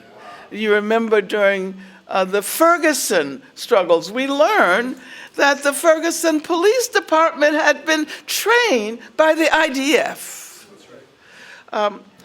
So we often imagine ourselves to be in the minority. We fail to recognize that even though they may be in possession of powerful apparatuses of repression, their words and their actions have been formulated directly as a consequence of their attempting to respond to our organizing and the fact that there are ever larger numbers of people who are joining our struggles. As a matter of fact, if one looks at how difficult it used to be to persuade people to place the issue of justice for Palestine on regular social justice agendas. As a matter of fact, there were, all of the movements, movement against racism, there was the feminist movement, there, all of these social justice campaigns, and then there was Palestine over here. Palestine was not incorporated onto the agendas of these movements. And that has changed. That has changed. I can remember when I joined a delegation to Palestine in 2011, a delegation of women of color and indigenous scholar activists who were representing the National Women's Studies Organization. Well, not officially, but it was formed within the context of that organization. We made a commitment when we returned that we would struggle to guarantee the inclusion of Palestine on all social justice agendas.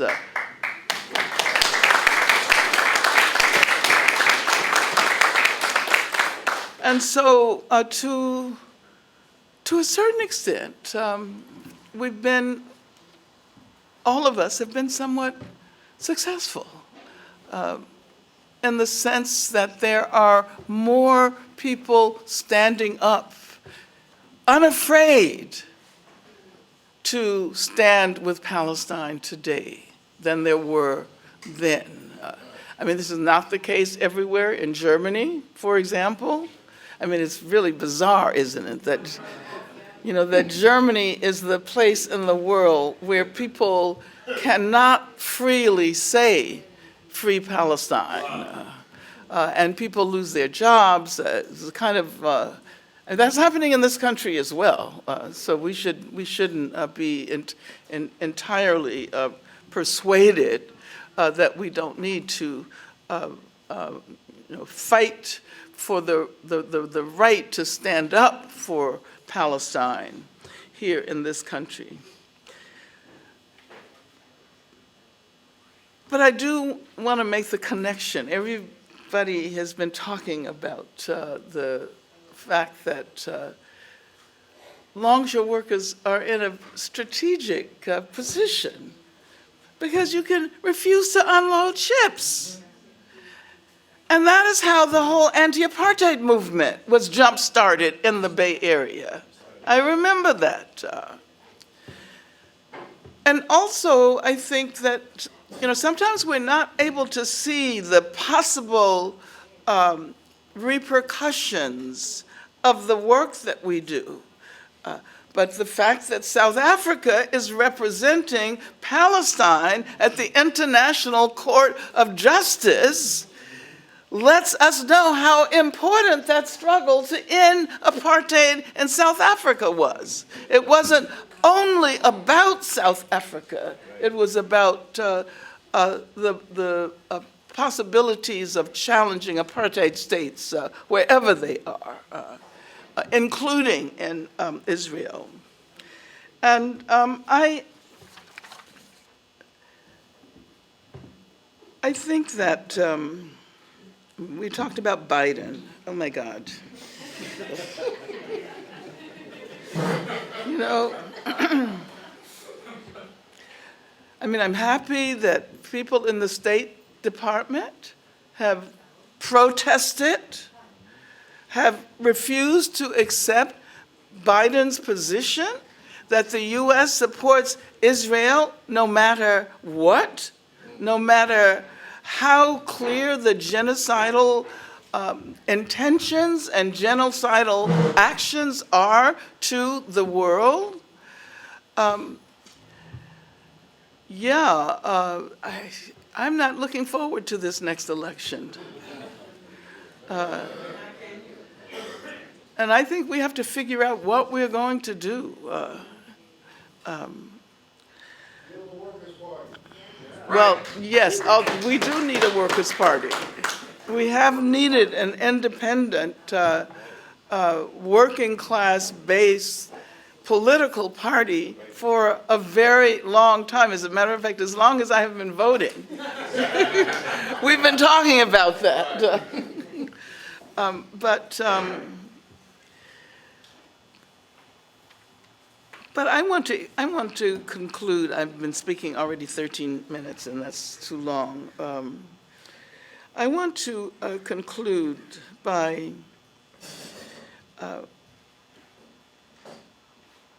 talking about why it is that so many people have been turned away from the struggle to free Palestine. Why do they support Israel? And it has to do with history. I mean, it has to do with the fact that Israel represents itself as the guarantee of safety for Jewish people all over the world. And, you know, I was thinking the other day, has Israel ever expressed solidarity with any other struggle? And what does it mean for a person, an individual, to say, I'm going to be free all alone? I want to be free, but I don't want anyone else to be free. Toni Morrison said, the very point of freedom is to free someone else, that you cannot be free alone. You know, this is why the slogan exists, an injury to one is an injury to all. And Israel represents itself as all alone, not in solidarity with anyone else. As a matter of fact, if you want to support Israel, you can only support Israel. And there's something really bizarre about that, isn't it? And, you know, which isn't to say that the question of providing a safe haven for people subjected to genocide wasn't real. It absolutely was. And as a matter of fact, if you look at the history, Palestinians welcome Jewish people from Europe who had been subject to the Holocaust with open arms. And now the assumption is that Palestinians are animals. Can you believe that representatives of the Israeli government and the army could openly and publicly characterize Palestinian people as, quote, human animals? That is something that should have caused people everywhere to stop and ask, you know, what is the Israeli government all about? And to assume that you can't support Jewish people and Palestinian people at the same time, that you must always see that as a contradiction, is a way of ruining people's minds. And I just want to tell you one story. When I was in Palestine in 2011, and we went to visit a Palestinian family who had been evicted from their home in Jerusalem, in East Jerusalem, in Sheikh Jarrah, in that neighborhood. And they had built this home, multiple stories. They were pushed out of it and forced to live in the back area of the home that they had built. When we were on our way to visit with them, we had to walk, of course, in the front yard of the house, and the Jewish settlers who had moved into this home had children. And the children looked at us and spat at us. And children don't do that. Children don't do that on their own. So it made us think deeply about the extent to which Israel relies on that kind of brainwashing in order to create their state. In any event, if you take a long view of history, you know that they are on the wrong side of history and that we are on the right side. And I remember meeting with a Palestinian man. Actually, it was a storekeeper whom I got into a conversation with. And he said, as long as there is one olive tree left in Palestine, I will be struggling for our freedom. Thank you.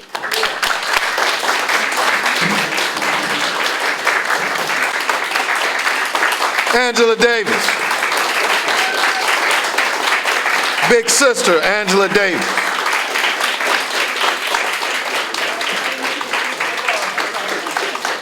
Thank you, big sister. I'm honored to say that's my favorite hero's favorite hero that just spoke. We love you, big sister Angela. It's intimidating even being in the room with the air that you bring. You bring the fire, and no one can follow big sister Angela Davis, and she brought it home for us like our president, Mr. Buster Trent Willis said. The spirit of the Panther is truly in the room. Honorary member, Sister Angela Davis. Honorary member, Dr. Martin Luther King. Honorary member, Paul Robeson. Honorary member, Danny Glover. We spoke about the brothers and sisters in South Africa that sent us that email to be addressed this morning. And I'll recap that. But I have to, we brought this out when we went to South Africa, and everybody loved it. And it's the truth. No one can follow a statement like that. So we have to bring in our other fallen comrade, none other than Nelson Mandela, just to talk about what he said then and is relevant today. We salute the state of California for having such a powerful, principled stance on divestment.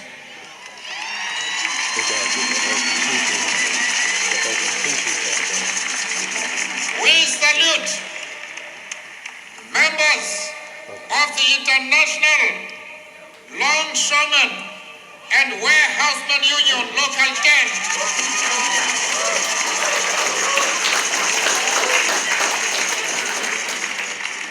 Who refused to unload a South African cargo ship in 1984.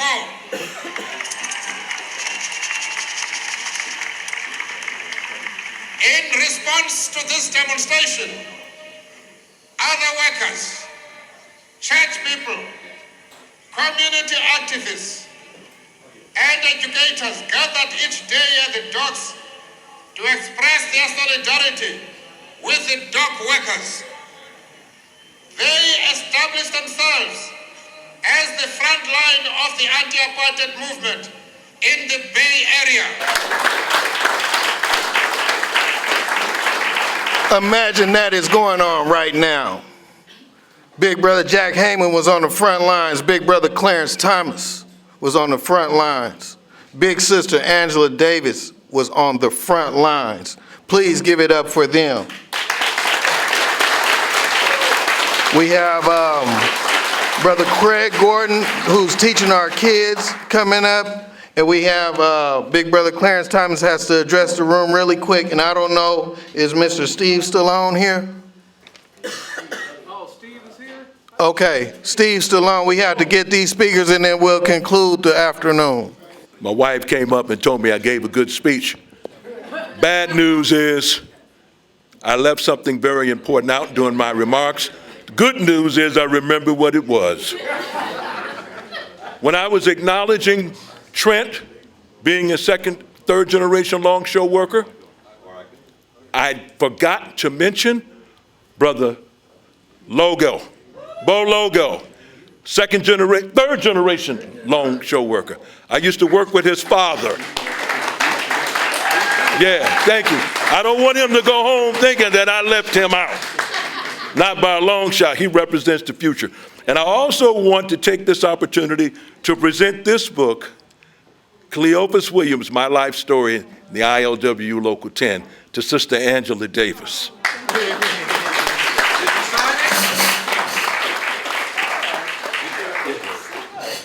Clarence, did you sign it? Yeah, did you sign it? My wife, Dolores, is the editor of the book, and she signed it. I can also sign. I wrote the introduction. She did the editing. Let's give it up for Dolores Lemon Thomas.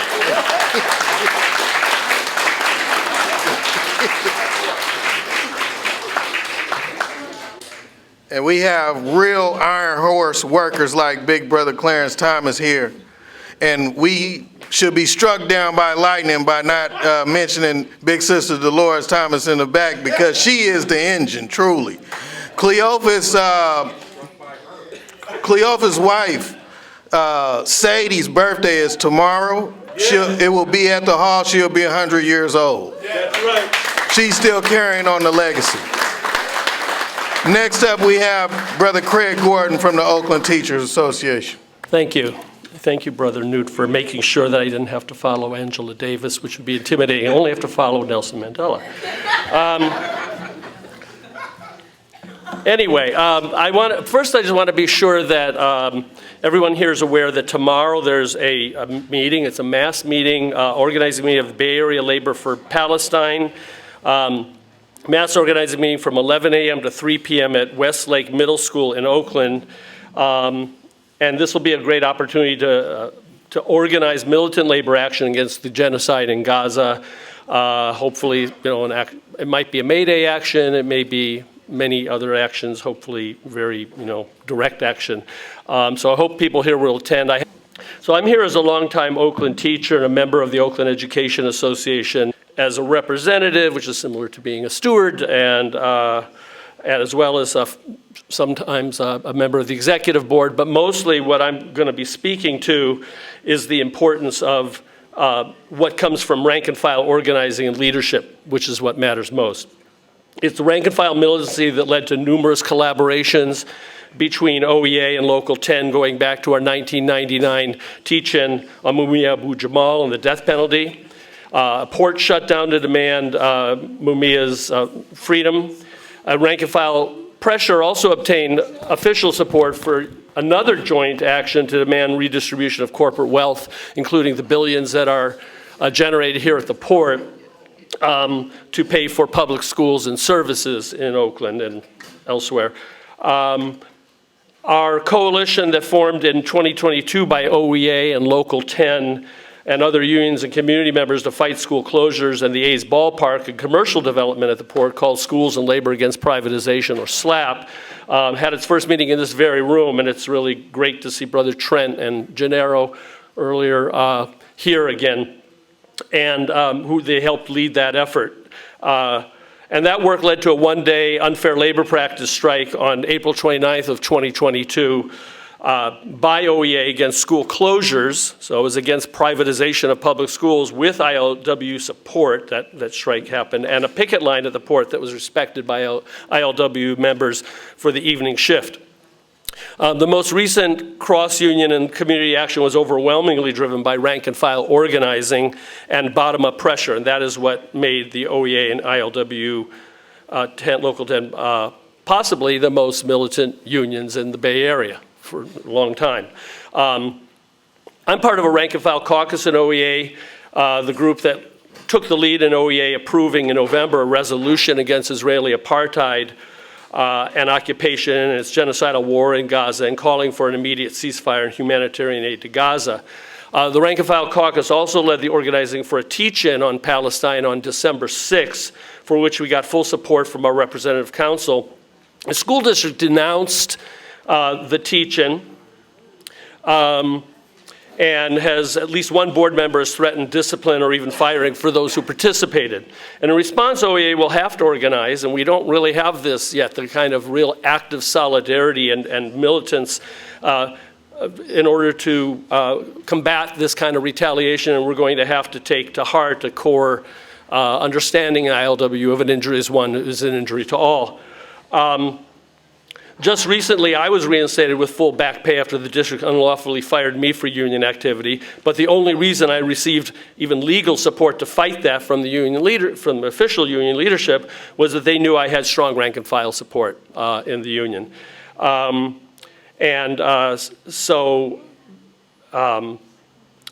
You know, that we're going to need to do that to defend others who are, many people are retaliated even for enforcing the contract and those who are going to be, you know, may face retaliation for teaching about Palestine. As teachers, we have the opportunity not only to withhold our labor, which we can't do, to stand in solidarity with other workers around the world, but also to use our labor as we work to educate students on this issue in ways that break through the dominant narrative. We've been pushing to get school districts board to vote for a ceasefire resolution that the board president and vice president are blocking from consideration, debate, and a vote. And members of our caucus are also running for election as delegates to the National Education Association, NEA, assembly in the Representative Assembly in July to support a resolution that OEA withdraws endorsement of Joe Biden.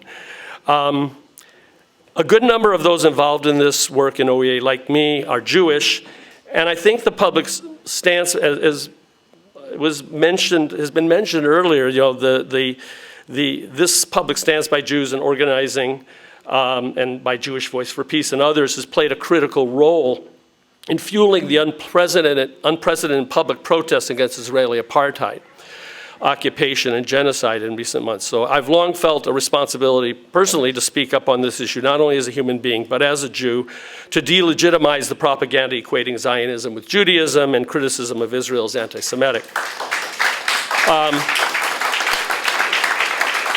And, you know, at the same time, I believe it's important that we recognize there are many Jews who genuinely fear that anti-Semitism, which is obviously alive and well, could ultimately lead to another Holocaust against Jews. And many wrongly believe, as I also did growing up in the 50s and 60s, that Israel represented the security of the Jewish people needed. Even when this is not consciously expressed, it's the underlying assumption that makes Israel a basic part of Jewish identity for many. Even while it deeply contradicts Jewish values and humanity for humanity and social justice. And I believe there are many Jews who are not committed Zionists who feel torn by the mass murder of Palestinians or whether or not they are ready to recognize it as genocide, but remain fearful, however wrongly, that calls for Palestinian liberation from the river to the sea means all Jews out of the land of Palestine and Israel. And we understand that's not the case, that's not true, but it's important that we state that, and that's the reason why a resolution that actually my comrade in the union, Bob Mandel, brought forward in 2009, and he's going to be speaking soon, I think. He brought forward a resolution in 2009 that was approved overwhelmingly, if not unanimously, but it was approved, let's say. It was during the time of Operation Cast Lead that murdered at least or as many as 1,400 Palestinians in Gaza, and included this statement: "We recognize the equal right of Palestinians and Jews to live on the lands of Palestine and Israel." So, and I want to mention that Bob's the only person probably who's served on both the executive board of OEA and the ILWU at different times. I think it's important that we reach out to those who sincerely fearful or are sincerely fearful or confused by Zionist imperialist propaganda to make it explicit that we support the right of both Palestinians and Jews, not Jews everywhere like me, who has never set foot in Israel, but maybe like my cousin who does, to remain on the land, but not in an apartheid or Jewish supremacist state. Obviously, this is not a magic solution to reaching those we need to bring in. Many will say we're naive to believe that a secular democratic state is possible, but it's nevertheless important to state clearly what we are for as well as what we oppose, so that we don't allow ourselves to be divided along nationalist or ethnic lines in our struggle against Zionism, racism, capitalism, and imperialism. Thank you. Thank you, Brother Craig, and thank you for being in the Oakland Public Schools. We need you. I'm a product of Oakland Public Schools when we went on strike, and we didn't have school for months. So we need more teachers like you, and you need to be better paid, just to be frank. We want to remember we have aid for Gaza Strip. Scan this code in the back. Also, I can't leave here without mentioning our freedom fighter in the back, Brother Gerald, who's been fighting for political prisoners for decades. Have to mention political prisoner Mumia Abu Jamal, who's still in prison fighting for his life. Brother Sekou Ndinga passed on February 22nd. Have to mention them, and countless others in the Gaza Strip, as well as Gaza, in Gaza of America, if you will. Brother Steve Stallone is next, and then we'll conclude shortly after that. We have one more thing. You have to forgive me. I have to get the jobs out to the Longshore brothers and sisters, and we are not giving jobs for Gaza Strip. So, Steve Stallone, please come up. Good afternoon. I was not expecting to speak today, but I think people have seen the story that Jack Heyman did about the Union and its relationship to Israel and Palestine. In it, if you have read it, he mentions that I was the editor of the Dispatcher at the time and communications director at the International, thanks to Brian McWilliams. That was when the current president of the Union, Willie Adams, was Secretary Treasurer. He'd written a story about he had taken a trip to Israel, and he wrote a long story that we had to publish. And I had suggested to him at the time that it was complicated since the Union had taken a position in support of Palestine in a couple of resolutions passed by the International Convention, the highest decision-making body of the Union, and that maybe it was complicated and he may not want to be taking a position in support of Israel at that point. Of course, he insisted on publishing the story anyway, which, you know, I had to do. But then it was shortly after that, very shortly, within a couple weeks, I was fired from my position at the ILWU, which to me was one of the worst things that's happened in my life. Having been staff, just staff for the ILWU was, you know, the greatest thing I've ever done. I just had to come here every once in a while just to see how things are going here. I don't really have anything much more to say than that.